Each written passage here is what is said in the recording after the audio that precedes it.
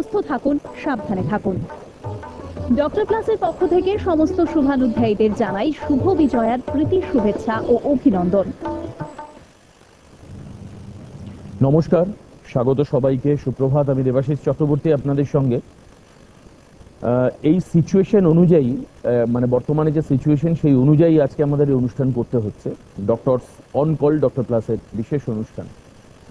এবং আমি মনে করি যে আপনাদের আমরা ঠিক যেটা প্রথম দিন করেছিলাম, আমরা পুরো সিরিজ ধরে যে কাজ করে এসেছি আপনাদের সঙ্গে, আজকে এই পরিস্থিতিতে আমাদের এই প্রোগ্রাম এক্সট্রা একটা অ্যাডিশন এই কারণের জন্য, কারণ উৎসবের মরশুম চলছে, শুরু হয়েছে যেটা দুর্গাপুজোর মাধ্যমে, এবং আগামী দিনে উৎসবের মরশুম রয়েছে। এটা ভাবাটা খুব ভুল হবে যে দুর্গাপুজো গেছে তো উৎসব এবং মরশুম, উৎসবের সময় শেষ হয়ে গেছে।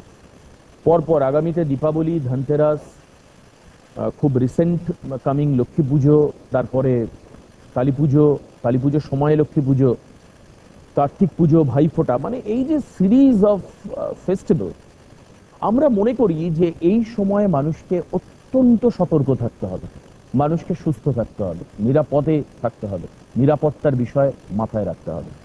এগুলো যদি আমরা না করি তাহলে, আমি জানি না আমি ঠিক বলছি কিনা, বাট আমি বিলিভ করি যে কোনো প্রোটোকল, কোনো এটিকেটস, কোনো রুল, কোনো ইনস্ট্রাকশন মানুষকে সেফ করতে পারবে না।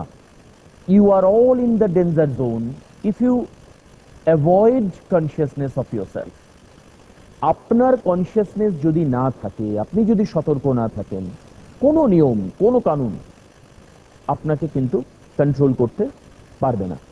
এটা হচ্ছে সব থেকে বড় কথা। কাজেই আপনাকে সবসময় আপনার সতর্কতা রাখতে হবে। হ্যাঁ, এটা হতে পারে যে এই সময় আপনার মধ্যে একটা কনফিউশন কাজ করতে পারে যে আমি কি করব, আমি তো এইভাবে চলছিলাম, এখন তো সিচুয়েশন বদলেছে। ডেফিনেটলি সিচুয়েশন বদলেছে। আপনি যেভাবে মার্চে চলতেন এপ্রিলে তার থেকে একটু অন্যরকম চলেছিলেন।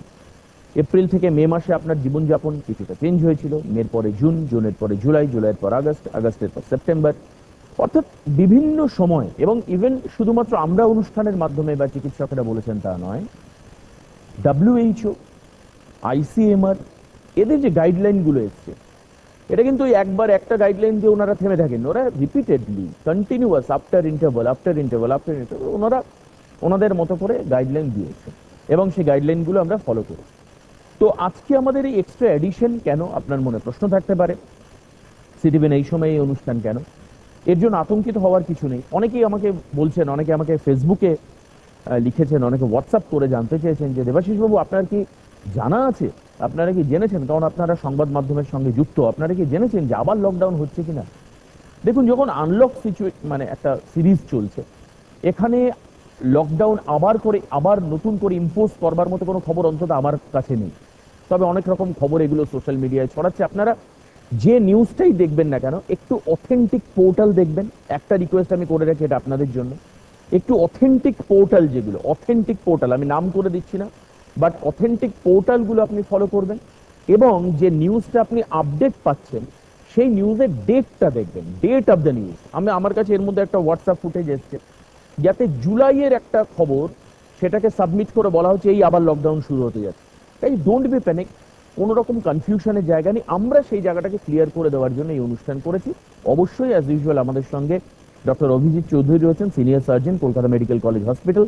আমি স্বাগত জানাই অভিজিৎ বাবুকে আজকের অনুষ্ঠানে। সঙ্গে যেহেতু পুজোর পর আমার সঙ্গে আজকে প্রথম স্যারের দেখা হচ্ছে, সেই কারণের জন্য একেডি পরিবারের তরফ থেকে আপনাকে শুভ বিজয়ার প্রীতি শুভেচ্ছা। আপনি এবং আপনার পরিবার, আপনার টিম, সবাইকে, আপনার সঙ্গে যারা অ্যাসোসিয়েট রয়েছেন, যুক্ত রয়েছেন, তাদের প্রত্যেককেই শুভ বিজয়ার প্রীতি শুভেচ্ছা এবং আন্তরিক অভিনন্দন জানাই। আমি প্রথমেই ডাক্তারবাবুর কাছ থেকে এটা জানতে চাইবো যে এই সিচুয়েশনে, ডক্টর চৌধুরী, এই সিচুয়েশনে আমাদের কি করা উচিত, এই মুহূর্তে আমাদের কি করা উচিত বলুন। দেবাশিস, প্রথমেই বলবো দর্শক বন্ধু সকলকে আমার বিজয়ার প্রীতি ও শুভেচ্ছা।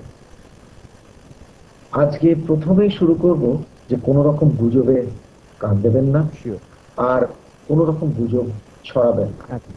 সেই মার্চ মাস থেকে একই জিনিস বলে আসছি, এবং এই পরিপ্রেক্ষিতে তোমার প্রশ্নের উত্তর দেওয়ার আগে বলে রাখি যে এই যে শুনছিলাম আনলক কি লকডাউন, এগুলো নিয়ে এখন পর্যন্ত সঠিক খবর আমার কাছেও নেই, কাজেই ওই বিশ্বাসযোগ্য কোনো পোর্টাল দেখে এবং বিশ্বাসযোগ্য এবং সঠিক খবরটার জন্য প্রত্যেক দর্শককে কিন্তু আমি অনুরোধ করব। এবার চলে আসি যে কি করণীয়। একটা জিনিস খেয়াল করলে দেখা যাবে যে ছবি কিন্তু আমাদেরকে বলে দিচ্ছে কি করণীয়। ছবিতে আমরা কি দেখছি, দেখতে পাচ্ছি কিছু লোক মাস্ক পরে আছে আর কিছু লোক মাস্ক পরার নামান্তর করে রেখেছে, অর্থাৎ মাস্কটা পরেছে ঠিকভাবে নয়, ও পরার থেকে না পরা। আর বাজারে দেখতে পাচ্ছি যে শারীরিক দূরত্ব একেবারেই নেই। মানে আমজনতা সারা ভারতবর্ষ জুড়ে সেই ভাষায় যদি বলতে হয় তাহলে বলতে হবে দো গজ দূরি মাস্ক জরুরি। এই কথাটা কিন্তু মনে রাখতে হবে। এই যে দেখুন, আপনারা এই ছবিটা দেখুন যে মাস্কটা কিভাবে পড়েছে। আপনি কি আশা করছেন এর থেকে সংক্রমণের আশা নেই, আর কিংবা ও নিজেকেও সংক্রমিত করবে না অন্য কারোর থেকে? কাজে আবার সে একই কথা বলবো, মাস্ক যদি পরা থাকে তাহলে এটুকু বলা যেতে পারে যে আপনি 90% অন্তত সুরক্ষিত থাকবেন। তবে মাস্কটা কিন্তু মাস্কের মতো পড়তে হবে আর মাস্কটা ঠিকঠাক করতে হবে। যে কোনো একটা, আমি আমার কাছে এক পেশেন্ট এসছে, সে ধুতির এক টুকরো নিয়ে এসে মাস্কের মতো ব্যবহার করছে, ওইরকম ভাবে মাস্ক পরবেন না। মাস্কটা ঠিক মতো পড়ুন, তাকে সম্মান জানিয়ে ঠিকঠাক ভাবে পড়ুন, তাহলে কিন্তু আপনি বাঁচবেন। আবার বললাম 90% কিন্তু আপনি সংক্রমণের বিরুদ্ধে কিন্তু লড়ে গেলেন যদি মাস্কটা ঠিকভাবে পরায় পড়েন। এর সাথে যোগ রয়েছে শারীরিক দূরত্ব, যেটা 2 নম্বরে বলবো। 3 নম্বর রয়েছে হ্যান্ড স্যানিটাইজার ব্যবহার করবেন, সঠিক হ্যান্ড স্যানিটাইজার। আর 4 নম্বর হচ্ছে সবার দিকে হাত ধোয়া। আর মাস্ক যখন পরবেন দয়া করে হাতটা ওই যখন তখন মাস্ক খুলছেন পরছেন ওটা করবেন না। মুখে হাত দেবেন না, নাকে হাত দেবেন না, দয়া করে এগুলো করবেন না। আর বাড়িতে গিয়ে জামা কাপড় ছেড়ে ভালোভাবে স্নান করে তারপর আপনার পরিবার বর্গের সাথে মেলামেশা করবেন। আমি আপনাকে আরেকটি প্রশ্ন করি। আমরা এই যে উৎসবের, তো এটা তো সিরিজ আমি বলবো, এবং বাঙালির সব থেকে বেশি ইনভলভমেন্ট থাকে অনুষ্ঠানে এই সময়টাতে।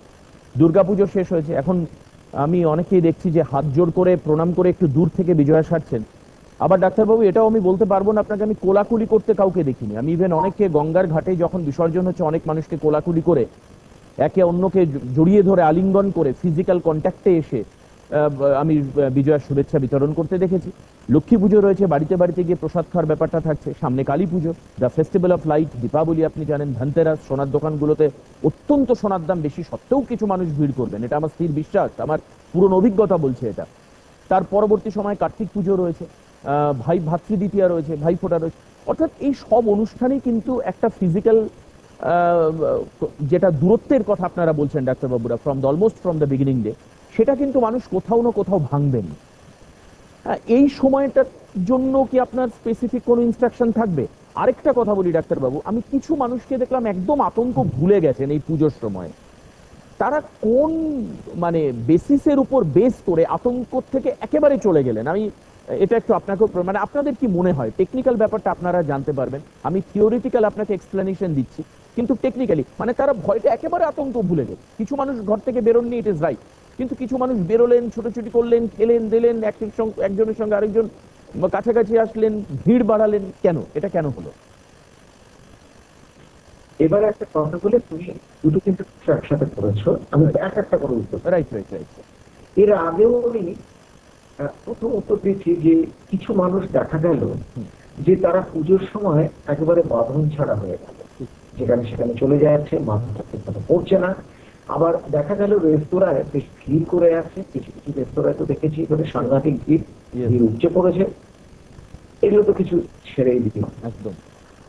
কিন্তু দুটো কারণ হতে পারে। এক, তারা এতদিন বাড়ির মধ্যে নিজেকে মানে আটকে রাখতে বাধ্য হয়েছে বলে তার কিছুটা ডিপ্রেশনের জায়গায় চলে গেছিল, মানসিক অবসাদে ভুগছিল, তাই তারা অবসাদ কাটাবার জন্য একেবারে বাঁধন ছাড়া হয়ে গেছে। কিন্তু তারা নিজেরা জানে না, কিংবা হয়তো জানতে চেষ্টাও করেন, কিংবা নিজের জানাটাকে হয়তো চাপিয়ে রেখেছে, যে তারা এই বাঁধন ছাড়া মনোভাবের জন্য তারা নিজেরা কতটা মানে বিপদের কাছে চলে এলো। কিংবা অনেকে হয়তো বিপদের সম্মুখীন হয়েছে, যার জন্য দেখতে পাচ্ছি সংখ্যাটা কিন্তু দিন বেড়ে গেছে, 4,000-এর উপর চলে গেছে, 4,000-এর আশপাশে। আমাদের কি করছে, এটা কিন্তু রীতিমতো ভীতিজনক। আমাকে কিন্তু এটা ভাবায়। প্রত্যেককে বলেছি, ভাই এবারকার দুর্গাপুজোটা ছেড়ে দাও না, পুজো তো চলে যাচ্ছে না, তুমি যদি সুস্থ থাকো পরের বার আবার ভালোভাবে যাবে। কিন্তু কারোর কথা কেউ শোনে না, কারণ সকলে যেন এই পুজোটাই তার জীবনের শেষ পুজো, এই পুজোতেই সবকিছু করে ফেলতে হবে, এই একটা মনোভাব চলছে। আর ওই যে একটা কথা আছে না, কিছু মানুষ আছে ডাক্তারবাবুরা কিংবা প্রশাসন, সে পুলিশ প্রশাসন, কেন্দ্রীয় প্রশাসন কিংবা রাজ্য প্রশাসন, যে যাই বলুক, আমি যে ভালো বুঝি সেটাই করব, মনোভাব দেখাতে গিয়ে আরো বিপদ ডেকে আনে। কাজে এইটা কিন্তু মনে রাখতে হবে। টেকনিক্যাল কারণ হচ্ছে যে তাদেরকে সেই বেসিক 4-5টা জিনিস বলা হয়েছে, যেটা ICMR কিংবা WHO হয়েছে, প্রশাসন করা হয়েছে, আপনারা দয়া করে এটা মেনে চলুন। কিন্তু তারা শোনেনি এবং পরবর্তীকালে তারা কিন্তু ভীষণ ভোগাত ভুগছে। তাদেরকে এর আগের প্রোগ্রাম আমি বলেছিলাম যে কিভাবে পুজোটা কাটাতে হবে। ওই যে একটা গান আছে না, কোথাও আমার হারিয়ে যাওয়ার নেই মানা, সকলে কিন্তু ওইটা কিন্তু ভীষণ ভাবে অনুসরণ করেছে। কিন্তু গানের দ্বিতীয় লাইনটা রয়েছে মনের মতো। এবার বলা হয়েছিল যে তোমরা ওইটা নেই মানা, মনে মনে মনে মনে যেখানে বসে যাও না, টিভিতে দেখ না, কিছু কিন্তু শুনবো না। এটাই হচ্ছে ব্যাপার। মানুষের একটা চিরাচরিত স্বভাব হচ্ছে যেটা বলবো সেটা না শোনার মধ্যেই যেন একটা কি একটা বাহাদুর। এই জন্যই যেন প্রত্যেকের একটা সেই পুরাকাল থেকে চলে আসছে না, অ্যাডাম ইভের সেই গল্পটা, সেই নিষিদ্ধ ফলটাকে, এই চিরাচরিত স্বভাবের জন্যই কিন্তু এই রোগ, এই এত সংখ্যা কিন্তু বেড়ে যাচ্ছে। একদমই। ডাক্তারবাবু, আপনাকে আরেকটা তথ্য দিই, এতে আমাদের মানুষের বুঝতে সুবিধা হবে। ইন্ডিয়াতে এখনো পর্যন্ত যে সংখ্যায় টোটাল কেস দেখতে পাওয়া যাচ্ছে, তাতে we are standing just behind the USA and we got the second position already. আপনার কি মনে হয় এই মুহূর্তে এটা উৎকণ্ঠার বিষয় হতে পারে? মানে আমি যদি বলি যে সারা ভারতবর্ষে কিন্তু আমাদের বাংলায় দুর্গাপুজো হচ্ছে, কিন্তু দীপাবলির অনুষ্ঠানটা কিন্তু শুধুমাত্র পশ্চিমবঙ্গের মধ্যে আবদ্ধ নয় ডাক্তারবাবু। এটা কিন্তু সারা ভারতের বহু জায়গায় দশেরা থেকে শুরু করে ওই ধনতেরাস এবং দীপাবলির অনুষ্ঠান, এটা কিন্তু বিভিন্ন জায়গায় হয়, মানে সারা ভারতবর্ষের বিভিন্ন প্রভিন্সে, বিভিন্ন স্টেটে হয়। তো আপনার কি মনে হয় এই যে সেকেন্ড পজিশনে দাঁড়িয়ে রয়েছে আমেরিকার থেকে জাস্ট পেছনে, এটা কি মানে চিন্তার কারণ হতে পারে কি? আমি একটু সারা ভারতবর্ষ ব্যাপী আপনার জায়গা থেকে একটু ব্যাখ্যাটা চাইছি, কি হতে পারে আগামী দিনে? এবার একটা কথা হচ্ছে, উত্তরটা যারা তাতে যাই, ওনাম শেষ হয়েছে, কেরালার অনুষ্ঠানটা এবারে পশ্চিমবঙ্গে, এরপরে দীপাবলি, সেটা সারা যা পরিসংখ্যান থাকছে তাতে মার্কিন যুক্তরাষ্ট্র পরেই আমরা রয়েছি। এটাতে কিন্তু মনে রাখতে হবে, দীপাবলি, ভাতৃদ্বিতীয়া, ভাই দুজ, এগুলো কিন্তু সারা ভারতবর্ষের প্রত্যেকটা প্রদেশে কিন্তু রয়েছে।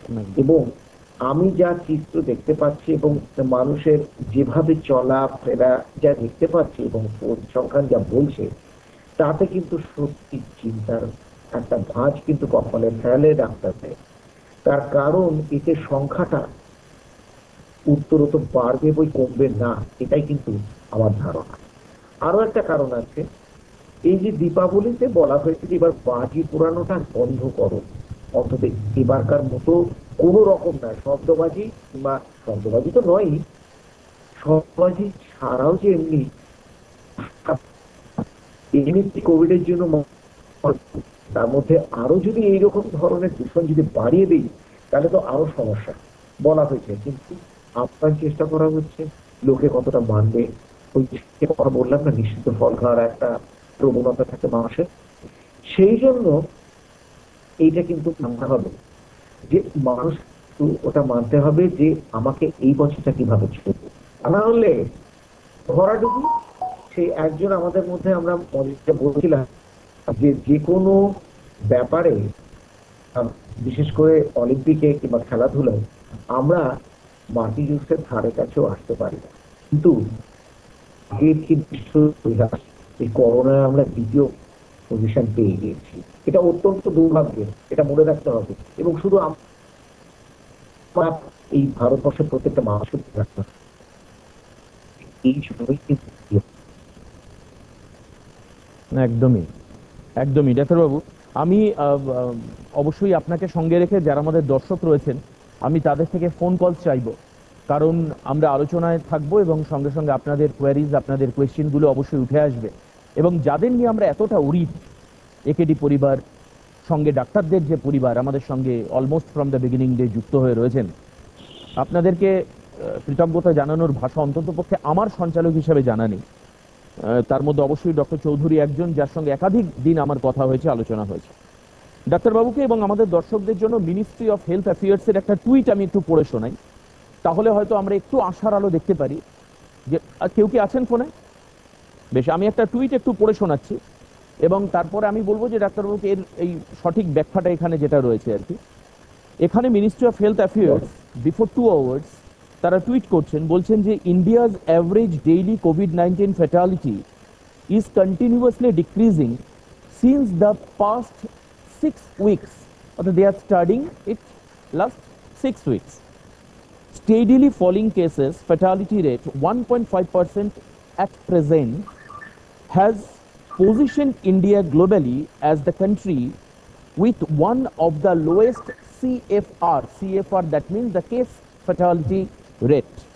And what's the reason for that behind the Indian health department, ministry of health কিছু কারণ দেখাচ্ছেন, বলছেন this is because of timely hospitalisation of the people, provision of standard of care prescribed in the national treatment protocol, use of non-invasive oxygen, use of the steroid and anticoagulants. ডাক্তারবাবুর কাছে আমার জিজ্ঞাসা যে এই যে সুবিধাগুলোর কথা বলা হচ্ছে, এটা কি সমস্ত স্টেটে সঠিকভাবে মানুষ পাচ্ছেন? কারণ আমি যদি বলি যে সঠিকভাবে মানুষের ট্রিটমেন্ট করবার জন্য কেস ফ্যাটালিটি রেট কমছে এবং সেখানে একটা নির্দিষ্ট পার্সেন্টেজ দেওয়া হয়েছে, আমি আমাদের রাজ্য পশ্চিমবঙ্গের ক্ষেত্রে দেখেছি বহু মানুষকে বেড না পেতে। আমি আমাদের এই রাজ্যে দেখেছি বহু মানুষ সঠিকভাবে চিকিৎসা পরিষেবা না পাওয়ার জন্য তারা কোভিড আক্রান্ত হয়েছেন এবং পরবর্তীকালে তারা মৃত্যুর দিকে ঢলে পড়েছেন। মানে এই যে ডিস্ট্রিবিউশন অফ হেলথ সার্ভিসেস, এটা কি সব রাজ্যে সঠিকভাবে হচ্ছে নাকি?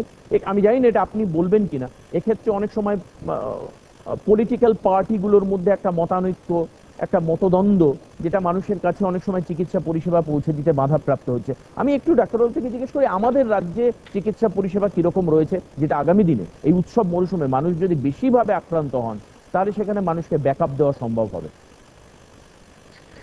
এবার একটা কথা বলি যে পুজোর আগে, আমাদের পুজোটা তো যদি আমি ওয়াটারশেড এবং ল্যান্ডমার্ক করি, পুজোর আগে কিন্তু আমাদের এই রাজ্য একটা বিশেষ একটা অধ্যায় পার করে এসছে এবং ভালোভাবে সেটা করতে পেরেছে। তার জন্য ডাক্তার এবং পুলিশ প্রশাসন এবং প্রশাসন সকলকে ধন্যবাদ। কিন্তু এটাও ঠিক, যতটা না বেড রয়েছে তার চেয়ে প্রচুর মানুষ বেশি আক্রান্ত হয়েছে এবং আক্রান্ত যে রোগীরা তাদেরকে কিন্তু বলা হয়েছে যে যাদের কোনো উপসর্গ নেই তাদেরকে হোম আইসোলেশনে রাখতে। তাতে কিন্তু অনেক উপকার পাওয়া গেছে এবং ডাক্তারদের সঙ্গে যোগাযোগ করে রাখতে তাতে কিন্তু উপকারটা পাওয়া গেছে। কিন্তু এটাও ঠিক, অনেক রোগী তারা ভাবতে শুরু করেছিল যে হোম আইসোলেশনে যখন আছি ডাক্তারের সাথে যোগাযোগ রাখবো না, হঠাৎ তাদের কিন্তু অবস্থার অবনতি হয়েছে, তাতে কিন্তু প্রচুর রোগী মারাও গেছে, মৃত্যু মুখে ধরে পড়েছে, তাদেরকে কিন্তু চিকিৎসা দেওয়া যায়। এটা গেল একটা। আর 2 নম্বর হচ্ছে এই পুজো আসন্ন বলে অনেক মানে এটা প্রশাসন থেকে বলেছিল যে সমস্ত হাসপাতালে আরো বেড বাড়াতে, যাতে করে পুজোর পরে এই ভাবনাটা করে রাখা হয়েছে এটার সংখ্যা বাড়বে, সেই সংখ্যাটাকে যাতে মোকাবিলা করা যায় তার জন্য বেডের সংখ্যা খুব বাড়ানো হয়েছে।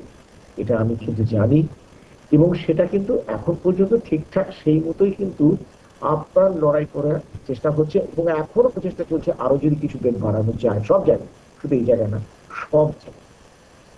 কাজেই সেই হিসেবে পশ্চিমবঙ্গ কিন্তু অন্তত এই গত কয়েক মাস ধরে কিন্তু সেই হিসেবে দারুণ প্রচেষ্টা চালিয়েছে। এবার বলি যে ওই টুইট ব্যাপারে, সেটা মর্মার্থ যে হ্যাঁ, সেটা বিভিন্ন কারণে হয়তো কমেছে ডেফিনেটলি, কিন্তু ওই যে সেটা তো মেডিকেশন, সেটা তো মেডিকেশনের দিকে যায়, অর্থাৎ ওষুধপত্রের দিকে। কিন্তু এটাও ঠিক, বহু মানুষ সেটা যে কোনো কারণে হোক, হয়তো তাদের স্বাস্থ্য কেন্দ্র কিংবা হাসপাতালটা অনেক দূরে, আমি নিজেকে ব্যক্তিগতভাবে জানি, নিতে নিতে রাস্তায় মারা গেছে, তাও হয়েছে, এই পরিসংখ্যান আমাদের কাছে আছে। কাজেই যে সেজন্য আর ব্যাপার হচ্ছে যে ওই হয়তো কিছুটা হার্ড ইমিউনিটি বেড়ে যাচ্ছে, তার জন্য ডেথ রেটটাও ডেফিনেটলি কমছে, আর অ্যাসিম্পটোম্যাটিক পেশেন্টের সংখ্যা প্রচুর বেড়ে গেছে, তারা কিন্তু হোম আইসোলেশনের থেকেও সুস্থ হয়ে বাড়ি ফিরছে। আর যাদের মাইল্ড সিমটমস রয়েছে, অর্থাৎ কিছু উপসর্গ, তারাও হোম আইসোলেশন অনেকে রয়েছে, কিংবা যাদের হয়তো শ্বাসকষ্ট বেশি হয়েছে, তারা হাসপাতালে ভর্তি হয়ে কিছুদিন পরে কিন্তু ভালো হয়ে বাড়ি ফিরে গেছে। কাজে এইটা হচ্ছে আমাদের রাজ্যের এই মুহূর্তে সামগ্রিক চিত্র একটা। একদমই ডাক্তারবাবু, আমি আমাদের সাধারণ মানুষেরা ফোন নেব, তাদের সঙ্গে কথা বলবো, কিন্তু তার আগে আপনাকে দুটো ডেটের একটু আক্রান্তের গ্রাফটাকে একটু দেখানোর চেষ্টা করি ভারতবর্ষের ক্ষেত্রে। 21st of October, মানে জাস্ট বিফোর পূজা স্টার্টিং, এই সময় দেখা গেছিল 54,044 জন আক্রান্ত হয়েছে। 54,044 জন পার ডে আক্রান্ত হয়েছে। ডাক্তারবাবু, 28th of October, যার মধ্যে অবশ্যই ডেফিনেটলি ওয়েস্ট বেঙ্গল ইনক্লুড রয়েছে, আক্রান্তের সংখ্যা গতকালকের আমি স্ট্যাটিস্টিক্স অনুযায়ী বলছি 43,893, মানে উৎসব মরশুমের পরে 24 ঘন্টায় 10,151 জন করে মানুষ কম আক্রান্ত হচ্ছেন।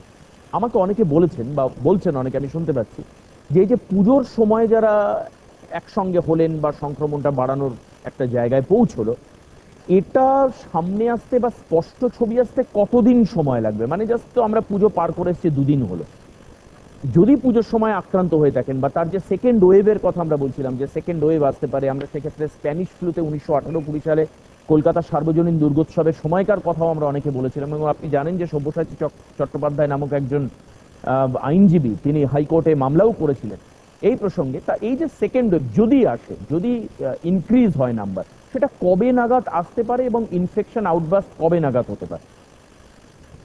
জেনারেলি যেটা ধরা হয় যে 3-4 দিন থেকে 14 দিন ম্যাক্সিমাম, যার মধ্যে এই ইনকিউবেশন পিরিয়ডটা থাকে, অর্থাৎ এই সংক্রমিত হওয়ার সময়টা কিন্তু থাকে। অর্থাৎ এখন আমাদের সেই সময়টা কিন্তু আসেনি পুরোপুরি, কারণ দশমী গেছে হচ্ছে 26 তারিখ। তো এখনো যদি আমরা ধরে নেই, যদি থিওরিটিক্যালি যদি ধরে নেই যে আমার সেকেন্ড ওয়েভ আসছে, যদিও ডাক্তাররা আমরা প্রত্যেকে মানসিক দিক থেকে ধরে নিয়েছে এবং প্রস্তুত হয়ে আছি যে সেকেন্ড ওয়েভ আসবে, তাহলে পরে মোকাবিলাটা করতে আমাদেরও সুবিধা হয় যে যদি আমার মানসিক প্রস্তুতি থাকে, এবং সমস্ত হাসপাতাল কিন্তু সেই প্রস্তুতি নিয়ে বসে আছে। তাহলে কিন্তু এখনো আরো কয়েকদিন কিন্তু বাকি আছে সেই বিপুল জোয়ারটা আসবে সেকেন্ড ওয়েভে। কাজে সেই জন্য এখনো সবে গেছে 26 তারিখ দশমী, আজকে হচ্ছে 29 তারিখ, অর্থাৎ থিওরিটিক্যালি হয়তো 3 দিন আছে। কাজে আরো 4-5 দিন পরের থেকে ওই টাইমটা কিন্তু ভয়াবহভাবে শুরু হবে, এটাই ধরে নেওয়া যেতে পারে। বেশ, আমি ডাক্তারবাবুকে আরেকটা স্ট্যাটিস্টিক্স একটু বলে দেওয়ার চেষ্টা করি, যেটা হচ্ছে এখনো পর্যন্ত পশ্চিমবঙ্গে টোটাল এফেক্টেড পিপল 3,54,000 অলমোস্ট, তার মধ্যে রিকভার করেছেন 3,10,000 অলমোস্ট, আমি যদি ভুল না হই। তার মধ্যে ডেথ কেস হয়েছে 6,546। দে আর দ্য আনফর্চুনেট পিপল, তাদের পরিবারের প্রতি আমাদের সমবেদনা।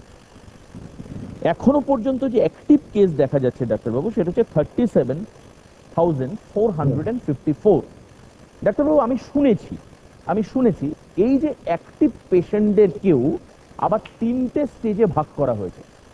মানে তার মধ্যে ক্রিটিক্যাল যারা আছেন, মোস্ট ক্রিটিক্যাল সিরিয়াস কন্ডিশন, এই একটা পার্সেন্টেজ, মিড কন্ডিশনে রয়েছেন কিছু লোক, আর কিছু লোক নর্মালি ইনফেক্টেড রয়েছেন, তারা হয়তো সেরে যাওয়ার মুখে।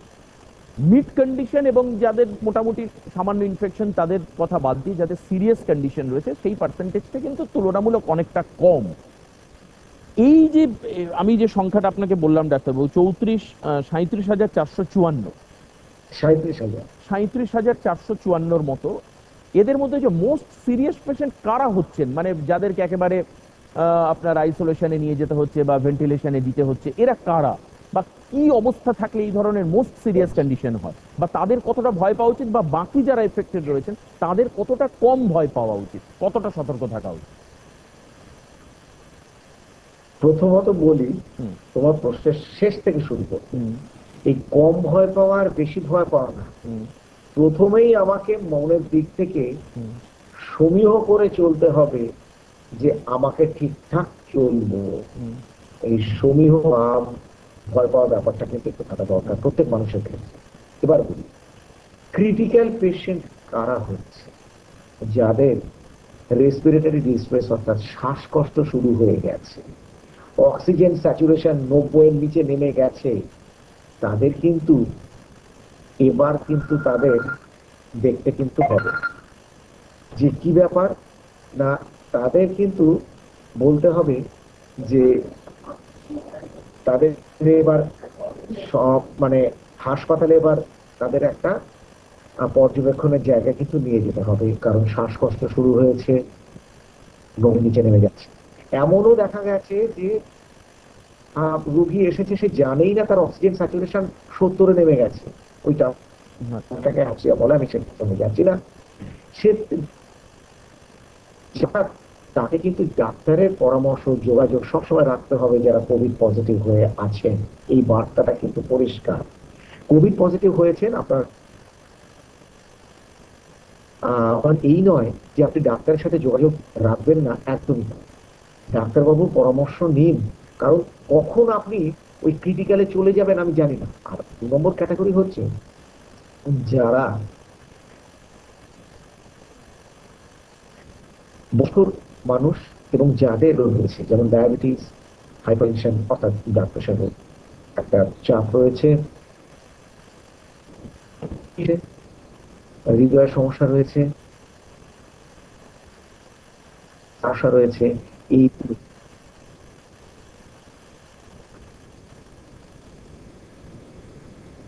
বেশ ডাক্তারবাবু, আমি আরেকটা সম্ভাবনার কথা আপনাকে বলি, খুব পরিষ্কার করে দিই। আমরা তো এতদিন মানে এতক্ষণ পর্যন্ত উৎসবের কথা বললাম, আমরা দীপাবলি, কালী পুজো বা পোস্ট দুর্গাপূজা যে সমস্ত ফেস্টিভ্যালগুলোর কথা সেগুলো বললাম।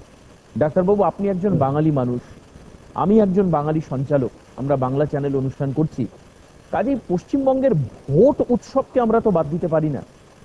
21-এর নির্বাচন সমাগত, এবং মোটামুটিভাবে কালী পুজোর পর থেকে আপনিও জানেন আমিও জানি একাধিক জায়গায় জনসভা হবে, এবং সমস্ত পলিটিক্যাল পার্টি, কেউ এর থেকে বেরোতে পারবে না।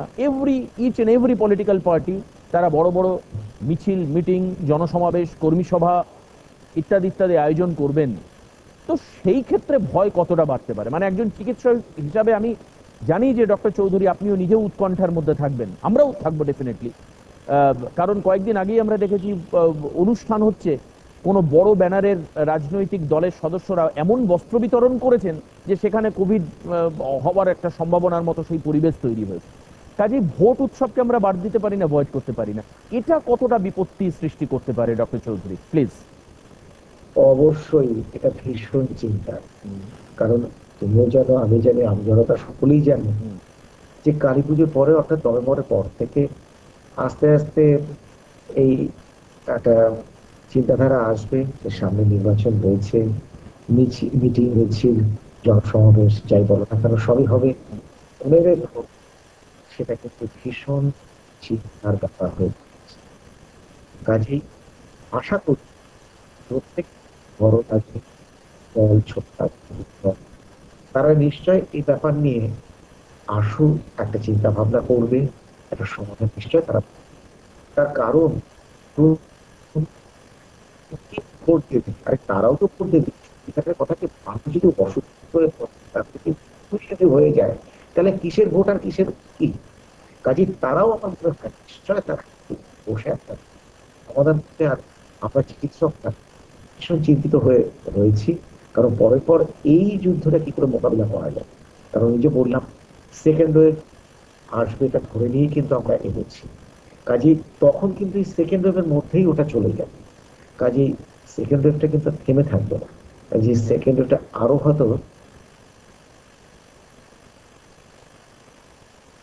হয়তো মারাত্মক হতে পারে। হওয়ার সম্ভাবনা হতেই পারে। বেশ বেশ, আমি ডাক্তারবাবুকে কতগুলো নির্দেশনামা এসছে যেগুলো টুইট করেছেন মিনিস্ট্রি অফ হেলথ। তারা বলছেন যে স্টে ফিজিক্যালি ফিট, 1 নম্বর ম্যান্ডেটরি জিনিস, ফিজিক্যালি ফিট থাকতে হবে। আমি একটু এর ইলাবোরেশনটা চাইবো আপনার কাছে যে কি করে আমরা ফিজিক্যালি ফিট থাকবো। দ্বিতীয়ত বলছে ডু এক্সারসাইজ রেগুলারলি, প্রত্যেকদিন এক্সারসাইজ করবার কথা বলছেন। 3 নম্বর ইনস্ট্রাকশনে বলছেন ইট নিউট্রিয়াস ডায়েট, প্রত্যেকদিন খাওয়া দাওয়ার ক্ষেত্রে পুষ্টিকর খাবার খেতে। এবং 4 নম্বর ইনস্ট্রাকশনে দেওয়া রয়েছে ডোন্ট স্মোক এনিমোর। এই ব্যাপারগুলোকে একটু ব্যাখ্যা আমি করতে চাইবো। স্টে ফিজিক্যালি ফিট, আমরা ফিজিক্যালি ফিট থাকবার জন্য এখন মানে যে কোনোদিনই ব্যায়াম ট্যাম কিছু করেননি বা কিছু, তিনি এখন কিভাবে ফিজিক্যালি ফিট থাকতে পারেন বা কি করবেন? এক্সারসাইজ করতে বলা হচ্ছে, কি ধরনের এক্সারসাইজ মানুষ করবেন ডাক্তারবাবু? যে হ্যাঁ, মানে এর এর একটু ইলাবোরেশনটা আমি চাইবো আপনার থেকে।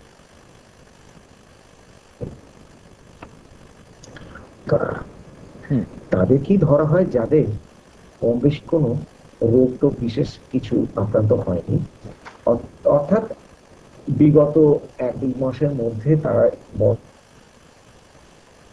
কোনো রোগ হয়নি এবং তারা স্বাভাবিক কাজকর্ম করতে সক্ষম। দৈনন্দিন কাজ করতেও তাদের অন্যের কোনো সাহায্য লাগে না, তারা পরমুখাপেক্ষী নয়, নিজের কাজ করতে তাদেরকে মোটামুটি ফিজিক্যালি ফিট ধরে নেওয়া হয়। অর্থাৎ সাধারণ যে প্যারামিটার গুলো আছে সেগুলো তাদের ঠিকঠাক রয়েছে, নর্মাল রেঞ্জে রয়েছে, তাদের ফিজিক্যাল ফিটনেস বলা হয়। এবার বলে আসি যে সেকেন্ড পয়েন্ট, যে ডু এক্সারসাইজেস রেগুলারলি, ব্যায়াম করতে হবে। এখন যে কোনোদিন ব্যায়াম করেই নি, ব্যায়ামের সাথে যুক্তই নয়, তাকেও কিন্তু ভাবতে হবে যে নিজেকে ফিট রাখতে গেলে কিভাবে ব্যায়াম আমি করবো।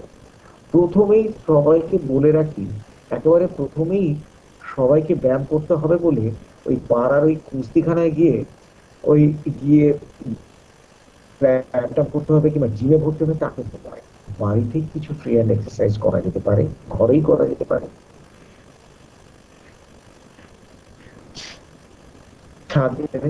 আমার মনে হয় সাধারণভাবে আগে স্কিপিং নিয়ে তো ছেলেবেলায় সকলেই খেলতেন, সেই স্কিপিং দিয়ে শুরু করুন না, প্রথমে 20টাই করুন না, গায়ের আড়মোড়াটা একটু ভাঙবে, তাতে দেখবেন সুবিধা হবে। এবারে আস্তে আস্তে ওটা বাড়ান, তারপরে ছাদে কিংবা বাড়ির উঠোনে কিংবা সামনের ওইসব জায়গা সেখানে একটু হাঁটাতে হবে, যাতে শ্বাস প্রশ্বাসটা সঠিকভাবে নেওয়া যায়। এইটাই হচ্ছে প্রাথমিক ব্যায়াম। যদি এইটুকু যদি ফ্রেন্ড আমি করতে পারি তাহলে কিন্তু অনেকটাই ভালো থাকবো। সেসব বলে রাখি, এই যত যাই করবেন ওই যে বিধি নিষেধগুলো বেঁধে দেওয়া হয়েছে না, সেগুলো কিন্তু মান্যতা দেবে থেকে। 3 নম্বর বলা আছে নিউট্রিশাস ডায়েট, এই কথাটা এক একজনের কাছে এক এক নিউট্রিশাস ডায়েট সহজেই বলে দিতে 5 বছর দোকানের একটা পণ্য নয় যে আজকে আমি কিনে নিয়ে এলাম সঙ্গে সঙ্গে আমার প্রতিরোধ ক্ষমতা বেড়ে যাবে, ওটা খেলে তা কিন্তু নয়। আপনি কিভাবে জীবনযাপন করে এসছেন, কিভাবে আপনি চলছেন, কি খাদ্যাভ্যাস আপনার রয়েছে তার উপরে আপনি নির্ভর করেন। কাজেই খাওয়াটা চেষ্টা করবেন যার যার সামর্থ্য অনুযায়ী। যদি আমজনতা, কারণ আমি দেখেছি আমাকে হওয়ার পর আমাকে প্রশ্ন করেছে, একদম যে পারে না, যে চাকরি চলে গেছে, কেউ প্রশ্ন করেছে ব্যবসা বাণিজ্য যাচ্ছে, এই তো প্রশ্ন কি খাবো, খুব সাধারণ সেই একই কথা বলবো, যারা পারেননি কিংবা যাদের পক্ষে খাবার জোগাড় করা বেশ কঠিন, তার মধ্যেও যতটুকু পারা যায় সেটা হচ্ছে ভাত, ডাল, পেঁয়াজ, লেবু, লঙ্কা। আর যারা পারছেন তারা অন্তত ডিমটা খাবেন। অন্তত দেখুন ডিমের যা দাম, তাতে আমি আইডিয়ালি বলতে গেলে ডিম আপনি 2 বেলা খান, কিন্তু সেটা বলা খুব কঠিন, কারণ সংসারে যদি 3-4 জন যদি সদস্য থাকে, সবার থাকে, সেটা জোগাড় করা বেশ কঠিন, কারণ ডিমের যে দাম বেড়েছে। তাতে বলবো চেষ্টা করুন সপ্তাহে অন্তত 2-3টে ডিমটা খেতে। মাছ যদি পারেন খান। এছাড়া সোয়াবিন রয়েছে, বোধহয় একটু দামের দিকে বোধহয় একটু হেরফের হবে, কারণ এই খাবারগুলো বলতে গেলে আমার ভীষণ মনে পড়ে, এই সময় প্রচুর রুগী এসে ডাক্তারবাবু সামর্থ্য নেই, কি করে খাবো। তবে তাদের কথাটা আমার সবচেয়ে বেশি আগে মনে আসে, কারণ আমি যখন দেখেছি খুব খারাপ অবস্থা, নিজে এখানে দেখতে পেয়েছি, কাজে তাদের কথাটা বেশি করে মাথায় রেখে বললাম, কিন্তু যাদের সামর্থ্য আছে তারা ফল খান, তারা ডিমটা খাবেন, মাংসটা খাবেন, মাছটা খাবেন, সবজিটা প্রচুর পরিমাণে খাবেন। কিন্তু যাদের একেবারে নিচের দিকে, যাদের সামর্থ্য বেশ টান করেছে, তাদেরকে যদি বেশি প্র্যাকটিস করবে। একদমই ডাক্তারবাবু, আমরা যখন গুজবের কথা বলছিলাম যে ভারতবর্ষের ক্ষেত্রে নতুন করে এখনো পর্যন্ত আমাদের কাছে কোনো খবর নেই, হয়তো বা আপনাদের কাছেও নেই, সোশ্যাল মিডিয়ায় বিভিন্ন খবর ছড়াচ্ছে, ঠিক এই সময় একটি সোশ্যাল মিডিয়াতেই খবর আসছে, যেটা আপনাকে আমি জানিয়ে রাখি, যে ফ্রান্সে জার্মানি কিছু নতুন করে নিয়ম কানুন ইম্পোজ করতে চলেছে ইউরোপিয়ান কান্ট্রিতে, ইউরোপের ক্ষেত্রে। এবং ফ্রান্সের প্রেসিডেন্ট ইমানুয়েল ম্যাক্রন বলছেন সেই two country would enact a second nation wide lockdown in an effect to show the spread of the corona virus. এবং এটা ডিসেম্বরের ফার্স্ট উইক পর্যন্ত চলতে পারে, মানে ফ্রান্স কিন্তু আবার সেকেন্ড নেশন ওয়াইড লকডাউনে যাচ্ছে। তাহলে ইউরোপিয়ান কান্ট্রিগুলোর যদি আমি ফলোয়িংস দেখি, ইউরোপিয়ান কান্ট্রিগুলো যদি আমি খবরগুলো দেখি, ভারতবর্ষের ক্ষেত্রে কি সেরকম সম্ভাবনা হতে পারে reimposement of the next lockdown, nation wide lockdown, এই জাতীয় কোনো সম্ভাবনা থাকতে পারে? কি মনে হয়? আমি জাস্ট ইউরোপের খবরটা দেখলাম এখন। সত্যি কথা বলতে কি, ইউরোপের খবর আজ কয়েকদিন ধরে দেখছি, কিন্তু আমার কথা হচ্ছে যে আমার ইউরোপের কথা ভেবে আমি শিক্ষাটা নিয়ে, কিন্তু আমার দেশের প্রশাসক রয়েছে, আমার দেশের সবকিছু রয়েছে, তার সঙ্গে মানানসই করে এই লকডাউন হবে কি হবে না সেটা সরকার ঠিক করবে। তার জন্য এপিডেমিওলজিস্ট রয়েছে, তারা ভর্তি পরামর্শ গাইডলাইন দেবে, সেই চলবে। কিন্তু এই দয়া করে কেউ বিশ্বাস করবেন না, কিংবা আমার কাছে খবর নেই, তোমার কাছে বোধহয় খবর নেই যে লকডাউন হবে আজকে হতে চলে, এমন কোনো খবর এখন পর্যন্ত আমার কাছে নেই।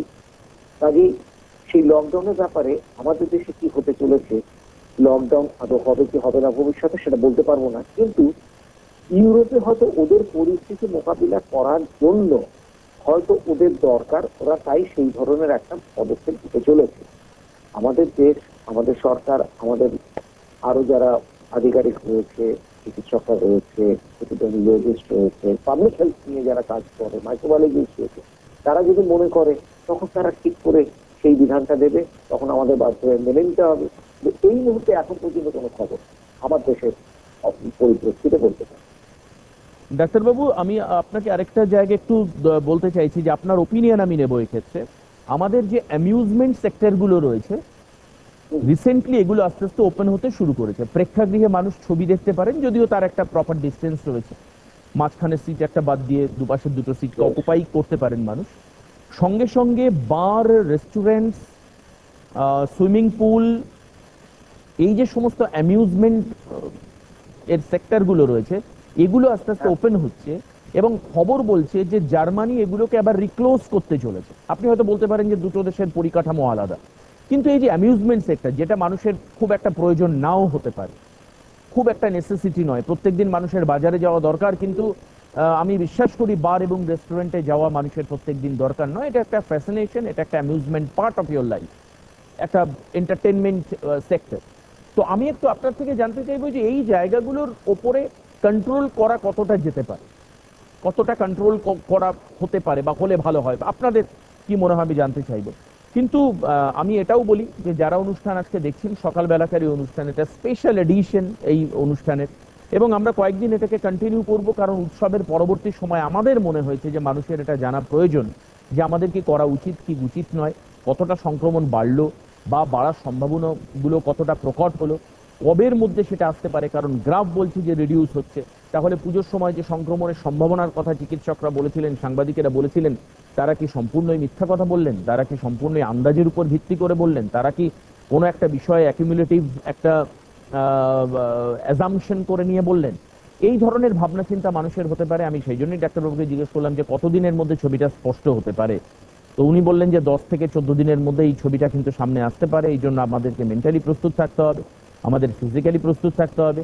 কারোর পরিবারে যদি কোভিড হয় তাহলে সেক্ষেত্রে আগের মতো সেই প্যানিক এবং প্যান্ডেমিক সিচুয়েশনের মধ্যে দাঁড়িয়ে সেই প্যানিক হলে চলবে না। আমাদেরকে আরো খানিকটা নতুনভাবে ভাবতে হবে, তাকে অ্যাসোসিয়েশন দিতে হবে। আমি ডাক্তারবাবুকে বলছি, অ্যামিউজমেন্ট সেক্টরগুলোর ক্ষেত্রে কি কিছু নতুন করে রেস্ট্রিকশন ইম্পোজ করবার দরকার আছে, কি মনে হয়? এবারে হুম। দেখি তখন সিনেমা হল কিংবা এইসব জায়গায় অ্যামিউজমেন্ট সেক্টরে হুম। একটা সিট বাদ দিয়ে রয়েছে আর একটা সিট বাদ দিয়ে রয়েছে, কিন্তু এইটা দেখভাল করার জন্য কারা আছে, ঠিক। অর্থাৎ পলিসিং করবার জন্য কারা আছে, হুম। সেটা একটা দেখার ব্যাপার। কাজেই এই প্রসঙ্গে বলতে পারি, যদিও অ্যামিউজমেন্ট সেক্টরের মালিক যারা, তাদের ভীষণ ব্যবসার ক্ষতি হচ্ছে মানছি, ঠিক। কিন্তু জনগণের পক্ষে কতটা সুবিধে হচ্ছে আমার নিজের তো মনে আমি ভীষণ সন্দেহ আছি। তার কারণ ওইখানে যাচ্ছে, আমি ছবি দেখছি যে একটা সিট বাদ দিয়ে দিয়ে চলছে, বাস্তবে কতটা কি হচ্ছে না। কারণ সংখ্যা যেদিকে বাড়ছে তাতে কিন্তু আমি ভীষণ ভাবে চিন্তিত। 2 নম্বর, বার রেস্তোরাঁ। এই বার রেস্তোরাঁ এটা নিয়ে কিন্তু আমি ভীষণ চিন্তায় আছি। কারণ বার রেস্তোরাঁর ছবি আমি এই পুজোর সময় যা দেখলাম, তাতে মানে ভীষণ কঠিন অবস্থা। কাজে আমাকে কিন্তু সেইটা ভাবতে হবে এবং জনগণকে বলবো, দয়া করে না হয় বাইরে গিয়ে এই বার রেস্তোরাঁ যাইবা খেলেন, এবার যাইবা গেলেন। তার কারণ সংখ্যা যখন আমার বাড়ছে, তখন কিন্তু আমার চারদিকেই কিন্তু আমাকে নজর রাখতে হবে। আর এই নজর রাখতে গেলে আমাকে কিন্তু দেখতে হবে যে কি পদক্ষেপ নিলে পরে আমি সুস্থ থাকবো। কাজে সেই পদক্ষেপটাই আমার নেওয়া উচিত। ঠিক। ডাক্তারবাবুকে আরেকটা তথ্য দিই, শুনে ভালো লাগবে, এগুলো আমাদের জানারও দরকার। এর মধ্যেই একাধিক ইউরোপিয়ান কান্ট্রি তারা কিন্তু ডিজিটাল ক্রিসমাস, এবং এই নিয়ে বড় বড় পোস্টার, ব্যানার, হোর্ডিং এগুলো সব সামনে আসছে। ডিজিটাল ক্রিসমাস মানে অ্যাকচুয়ালি আপনি জানেন যে ইউরোপিয়ান কান্ট্রিগুলোর ক্ষেত্রে ইয়ার এন্ডিং এবং ইয়ারের শুরুতে একটা বড় ফেস্টিভ্যাল হয়, যেটা মানে একেবারে ওয়ার্ল্ড ওয়াইড হয়, অর্থাৎ যেটাকে ভার্চুয়াল ক্রিসমাস বলা হয়। তারা প্ল্যানিং মোটামুটি ভাবে করে ফেলেছেন এবং সোশ্যাল মিডিয়ায় তার প্রচারও চলছে। এটা মনে হয় ভারতবর্ষের ক্ষেত্রে সম্ভব নয়, আপনার কি মনে হয়? কারণ সামনে কালী পুজো, দীপাবলি রয়েছে, ভার্চুয়াল দীপাবলি কি সম্ভব? দেখো, ইউরোপিয়ান কান্ট্রিগুলো ওরা ঠিক করে ফেলেছে এবার ভার্চুয়াল ক্রিসমাস করবে, এবং সত্যি ওরা হয়তো করবেও। ঠিক। আমাদের দেশে থিওরিটিক্যালি কিন্তু ভার্চুয়াল দীপাবলি একটু সম্ভব, থিওরিটিক্যালি, কিন্তু ওই যে বললাম আমাদের দেশে কুসংস্কারাচ্ছন্ন মানসিকতা আজ এত বছর ধরে চলে আসছে। আমরা যতই শিক্ষার নামাবলী প্রায় চলি না কেন, এখনো প্রত্যেক মানুষের মধ্যে কুসংস্কারাচ্ছন্ন, না কালী পুজোটা বাড়িতে হলো না, এটা না করলে কি হবে, ওটা না করলে কি হবে, এই ব্যাপারটা চলে আসছে। কাজে ভার্চুয়ালে তাদের মনের একটা পোর্শন সায় দিলেও বাস্তবিক ভাবে তারা করে উঠবে। কাজে সেই হিসেবে বললাম থিওরিটিক্যালি সম্ভব, প্র্যাকটিক্যালি মানুষের জন্যই হয়তো সম্ভব নয়। এর দায়ভার তো আমাদেরই নিতে হবে। আর তার দায়ভার, এই সংখ্যা বাড়ছে, আরো কত মানুষ আক্রান্ত হবে, আবার কত মানুষ মৃত্যুর মুখে ঢলেও পড়বে। ডাক্তারবাবু, তথ্য বলছে যে ভারতবর্ষের ক্ষেত্রে 1,20,563 জন মানুষের মৃত্যু হয়েছে এবং ডেথ রেট হচ্ছে 2%। আপনার কি মনে হয় যে এটার এই ক্ষেত্রে আমাদের কিছুটা হলেও আশ্বস্ত হওয়ার জায়গা আছে? আর কিন্তু তার আগে একজন ফোনে রয়েছেন, ডক্টর চৌধুরী, আমি একটু ফোনে কথা বলে নিই, তারপর অবশ্যই আমি এই পার্সেন্টেজে আসবো যে এটা কতটা আমাদেরকে অ্যাপ্রিহেন্ড করতে পারে। 2% of the death rate total effective পিপলের মধ্যে, এটা কতটা আমাদেরকে মানে আশার জায়গায় রাখতে পারে? কে রয়েছেন ফোনে? হ্যালো, আমি স্বপ্না ঘোষ বলছি, টালিগঞ্জ থেকে বলছি। ম্যাডাম, স্বাগত আপনাকে। কি প্রশ্ন আছে আপনার? আমি ডাক্তারবাবুর তাই প্রোগ্রাম আমি দেখি, আমি এমনি সবকিছুই শুনেছি এই আজ 7 মাস ধরে। তো ডাক্তারবাবুর কাছে আমার একটাই প্রশ্ন, আমার এই রিসেন্ট না মানে পুজোতে কোথাও আমি বেরাইনি, কিন্তু ওই যাই হোক পুজোর 1 মাস আগে কাটাকাটনি করেছি, তো এসিটাও চালিয়েছি, তো আমার 99 অব্দি জ্বর আছে। তো সেটাই আমার প্রশ্ন। আমার মানে ভয় লাগছে আর কি, ডাক্তারবাবুকে প্রশ্ন যে আমার আর কি করোনা হয়েছে কিনা সেটাই প্রশ্ন। আর মানে সেই কারণে ভয় পাচ্ছি, সেই কারণে আমি ডাক্তারবাবুকে ডাক্তারবাবু কিছু প্রশ্ন আছে ওনাকে? ধন্যবাদ। আচ্ছা, প্রথমত বলবো যে আপনি খালি উল্লেখ করেছেন আপনার 99 জ্বর আছে। মনে রাখবেন এখন সিজনটা চেঞ্জ হচ্ছে,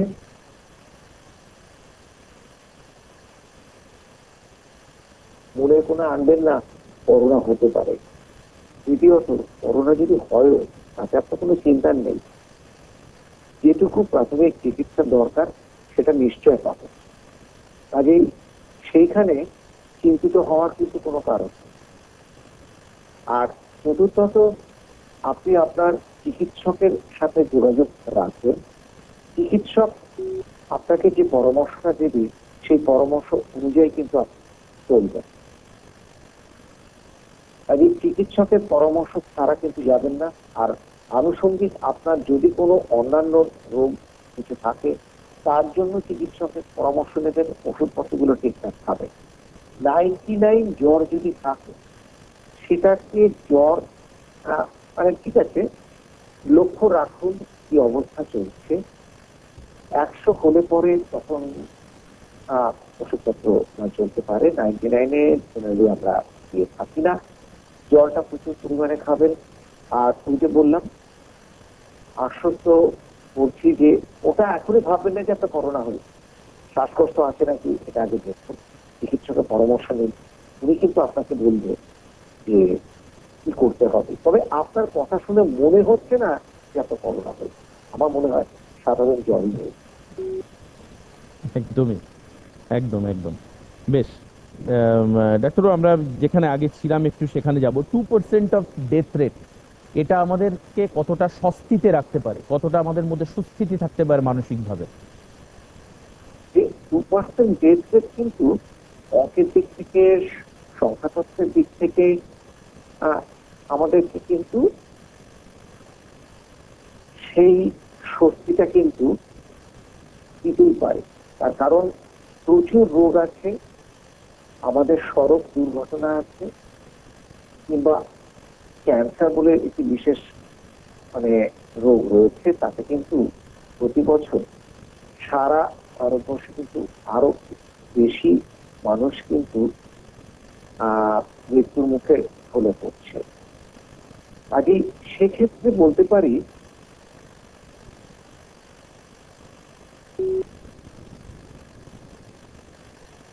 বেশ, যারা ফোন করতে চান আমাদেরকে, আমাদের সঙ্গে কথা বলতে চান, তারা ফোন করতে পারেন। এবং যাদের মনে হচ্ছে, দেখুন টিভি স্ক্রিনের নিচে নাম্বার রয়েছে, আপনারা ফোন করবার জন্য সরাসরি ফোনের নাম্বার আপনি দেখতে পাচ্ছেন টিভি স্ক্রিনে 9062206209 এবং 9051112792। এই নাম্বারে আপনি ফোন করে আমাদের সঙ্গে কথা বলতে পারেন। আপনার যদি কোনো অ্যাসোসিয়েশনের দরকার হয় কোনোভাবে, ডক্টর প্লাসের নিচে ডক্টর প্লাসের হেল্পলাইন নাম্বার রয়েছে, ডক্টর প্লাসেও আপনি যোগাযোগ করতে পারেন। ডক্টর প্লাস রিলেটেড যে কোনো ট্রিটমেন্টে যদি আপনার প্রয়োজন হয় আপনি নাম এনরোল্ড করাতে পারেন এবং অবশ্যই সুস্থ থাকতে পারেন, ভালো থাকতে পারেন, আনন্দে থাকতে পারেন। আমাদের জায়গাটা ছিল এটাই যে বর্তমানে আমাদের কি করা উচিত। তবে একটা জিনিস আমাদের করা উচিত, মাস্ক সঠিকভাবে পরা উচিত, বারবার করে মাস্ক খোলা উচিত নয়। আমি এটা বহু মানুষকে দেখেছি উৎসব সিচুয়েশনে বারবার করে মাস্ক খুলছেন, বারবার করে মাস্কের যে আউটার লেয়ার, আউটার পার্ট, এই জায়গায় বারবার করে হাত দিচ্ছেন এবং সেই হাতটাকে আবার উনি সযত্নে প্যান্টের পকেটের মধ্যে রাখছেন, সেখানে আবার ওনার হ্যান্ডকারচিফ রাখছেন, সেখান থেকে আবার সেটাকে বার করছেন, আবার সেটাকে ইউজ করছেন। এর ফলে যে মাস্ক পরার যে কার্যকারিতা সেটাই কিন্তু ব্যর্থ হচ্ছে। আচ্ছা, আমি ডাক্তারবাবুর কাছে আবারও যাই। ডাক্তারবাবু এসছেন আমাদের সঙ্গে, আমরাও ডিজিটালি যুক্ত হয়ে রয়েছি, ভার্চুয়াল প্রোগ্রাম হচ্ছে, মানে আমি কলকাতা স্টুডিওতে রয়েছি, ডাক্তারবাবু ওনার নিজের জায়গা থেকে কথা বলছেন। ডিউ টু দিস সিচুয়েশন আমরা চেষ্টা করছি ফিজিক্যাল ডিস্টেন্স রাখতে, বা অন্তরাত্মার একটা যোগ রয়েছে বলে আমরা ডাক্তারবাবুকে আবার বারবার করে ডিজিটাল ডিসকানেক্টিভিটি থেকে আবার বেরিয়ে আমরা সামনে আসতে পারছি। দেখো, ওই 2%-এর ডেথ রেটের কথা বলছিলাম, আপনি বলছিলেন নিউমেরিক্যালি আমরা এই ক্ষেত্রে যথেষ্ট আশাজনক একটা জায়গায়। সেক্ষেত্রে কিন্তু এইটুকু আমরা আশ্বস্ত হতে পারি যে 2% মাত্র ডেথ রেট এই করোনায় এখন পর্যন্ত মহামারী নিশ্চয় হয়েছে। তার কারণ আরো বেশি অনেক ডেথ রেট বেড়ে আছে। এই যেমন ক্যান্সার সারা বছর যে কত লোক মারা যায়। থ্যালাসিমিয়া বলে আর একটা বিশেষ রোগ আছে, তাতে কত লোক মারা যায়। ম্যালেরিয়া, ডেঙ্গু রয়েছে। এবং সবচেয়ে বড় কথা, সড়ক দুর্ঘটনায় এই লকডাউনের আগে একটা তথ্য বলছিল, একটা স্টাডি পড়ছিলাম, প্রতিদিন 916 জন সারা ভারতবর্ষে সড়ক দুর্ঘটনায় মারা যায় প্রত্যেকটা দিন। তাহলে মাসে কত হয়? 30 দিয়ে গুণ করো, বছরে কত হয়? 365 দিয়ে গুণ করো। তাই তুমি উত্তরটা পেয়ে যাবে যে কত পার্সেন্ট এর হিসেবটা কিন্তু পাওয়া যাবে। সেই হিসেবে 2% ডেথ রেট অনেকই কম, এটুকু বলতে পারি। ডাক্তারবাবুকে আরেকটা কথা জিজ্ঞেস করি, যেটা বহু মানুষের প্রশ্ন, বিভিন্ন সোর্সেস, বিভিন্ন সূত্র থেকে নানান রকম খবর আসছে, কিন্তু কোনোটাকেই সঠিক আস্থার সঙ্গে আমরা বলতে পারছি না, সেটা হচ্ছে ভ্যাকসিনেশন। এই ভাইরাসের ভ্যাকসিনেশন, মানে এটা এখনো পর্যন্ত ডাক্তার আমার কাছে আসা সবচেয়ে আনসলভড একটা মিস্ট্রি, আনসলভড একটা কোয়েশ্চেন। এখনো পর্যন্ত আমরা জানি না। আপনাদের কাছে কি খবর রয়েছে? আমাদের কাছে এখন পর্যন্ত যেটুকু খবর আছে, 20 সালে বেরোনোর সম্ভাবনা নেই। 21 শেষের দিকে হলেও হতে পারে। তার কারণ ব্যাখ্যাটা বলে দিই। ভ্যাকসিন বের করা অন্তত করোনা ভাইরাসের ক্ষেত্রে, অন্তত নভেল করোনা ভাইরাসের ক্ষেত্রে বেশ কঠিন। তার কারণ এই ভাইরাসটা রীতিমতো নিজেকে পরিবর্তন করে খাপ খাইয়ে নেওয়ার একটা ক্ষমতা রাখে। আর 2 নম্বর হচ্ছে যে ভ্যাকসিন 4টে ট্রায়াল দিয়ে তারপর বার করতে হবে, তার এফিকেসি বের করে তারপর জনগণের মধ্যে দিতে হবে।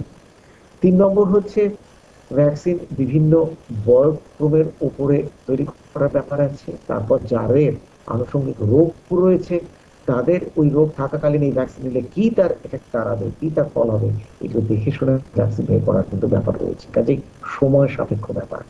সে একটা আমরা ছেলেবেলায় গল্পটা পড়েছি না, জল পাই কোথায়, এই জন্য সে ভ্যাকসিন পাই কোথায় যেন চলে যাচ্ছে। কিন্তু যতক্ষণ না পাচ্ছি ততক্ষণ তো এটা, এই অবস্থা তো আমাদের তো সহ্য করতেই হবে। তার থেকে আমাদের বেরোতে হবে, তার জন্য বিধিনিষেধগুলো মেনে চলতে হবে, কিছু করার নেই। ডাক্তারবাবু, আমাদের কাছে যে লেটেস্ট আপডেট রয়েছে তাতে আমরা বলতে পারছি যে 30th নভেম্বর পর্যন্ত স্কুল কলেজ কিন্তু খুলছে না এখনো পর্যন্ত পশ্চিমবঙ্গের ক্ষেত্রে, আমি যতদূর জানি 30th নভেম্বর। আমার মনে হয় না যে 30th নভেম্বরের আগে প্যাসেঞ্জার ট্রেন চলবে। কিন্তু ডাক্তারবাবু, কালকে আমি একটা অনুষ্ঠান করছিলাম রাত্রেবেলা, তখন মানুষ বলছেন যে অ্যাটলিস্ট প্যাসেঞ্জার ট্রেন যদি চালানো সম্ভব হয় তাহলে তাদের ব্যবসাটা বাঁচবে, তাদের আর্থিক যে অনটন মানুষের চলছে পরিবারে, আপনি শুনলেও অবাক হবেন। আমরা বিভিন্ন অনুষ্ঠানে মানুষের সঙ্গে কথা বলি, গ্রামগঞ্জের মানুষ কলকাতায় একটা জায়গা বসতেন, রাস্তার পাশে হয়তো বসতেন, স্ট্রিট কর্নারে, তারা বলছেন যে আমাদের সেই জায়গাটা অক্ষুণ্ণ আছে কিনা আমরা সেটাও জানি না, কারণ অন্য কেউ হয়তো ওখানে বসে গেছে, দখলদারি হয়ে গেছে, মানে যেটা চলছে সব জায়গায়। কাজে সম্পূর্ণ একটা অনিশ্চিত আর্থিক এবং পারিবারিক সমস্যার মধ্যে বহু মানুষ যাচ্ছেন। এটা আমরা অনেকে হয়তো বুঝতে পারছি না, বাট বহু মানুষ বুঝতে পারছেন।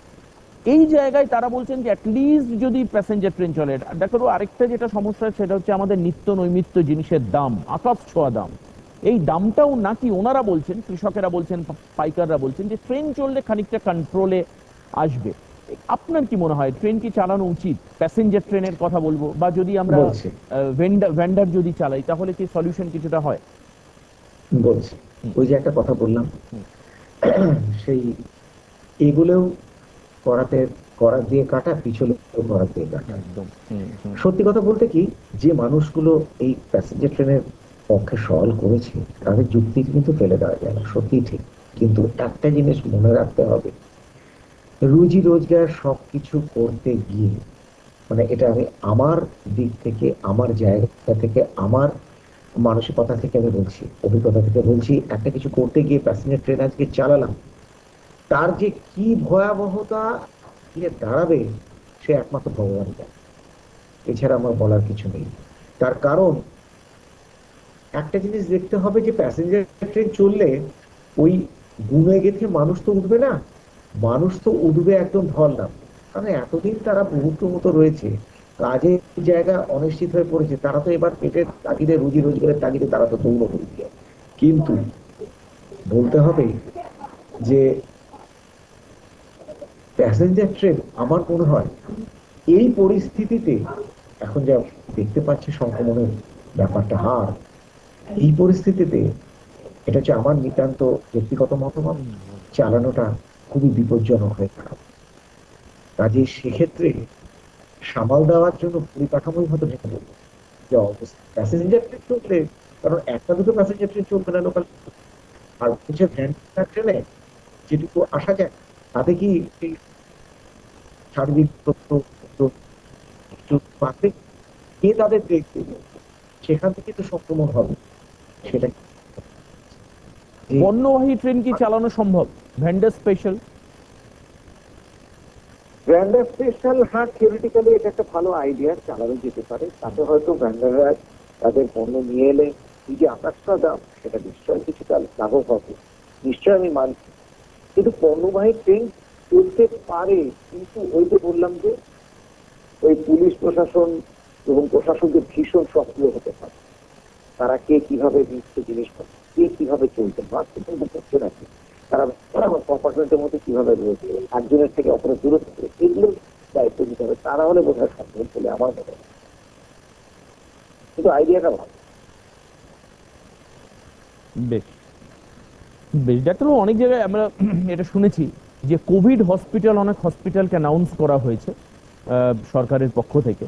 এর ফলে সাধারণ যারা পেশেন্ট রয়েছেন, অন্যান্য যারা রোগে আক্রান্ত, তাদের ট্রিটমেন্টের ক্ষেত্রে সমস্যা হচ্ছে। তাদের জন্য কি কোনো গাইডলাইন দেবেন? তাদের ক্ষেত্রে এখন কি করা উচিত? প্রথমে বলা হয়েছিল আউটডোর ট্রিটমেন্ট একদমই বন্ধ থাকবে, কিন্তু আস্তে আস্তে তো মানুষের সেই সমস্যাগুলো প্রকট হচ্ছে, সেগুলো আস্তে আস্তে ওপেন করা দরকার। কতটা কি ভাবছেন চিকিৎসকেরা? সত্যি কথা বলতে যে চিকিৎসকরা নিজেরাও কিন্তু এগুলো নিয়ে ভীষণ ভাবছে, তারা যে আস্তে আস্তে ভূমিকায় হয়ে পড়ছে। কারণ এখন পর্যন্ত আমাদের পশ্চিমবঙ্গে এত চিকিৎসক মারা গেছে, তাতে জীবনহানি হয়েছে, বলার নেই। পুজোর মধ্যে তো 5 জন চিকিৎসক মারা গেছে, এই হচ্ছে অবস্থা। কাজে চিকিৎসকরা নিজেরাও ভীষণ শঙ্কিত হয়ে পড়েছে যে কি করে কি করবে। কাজে আমি তাদেরকে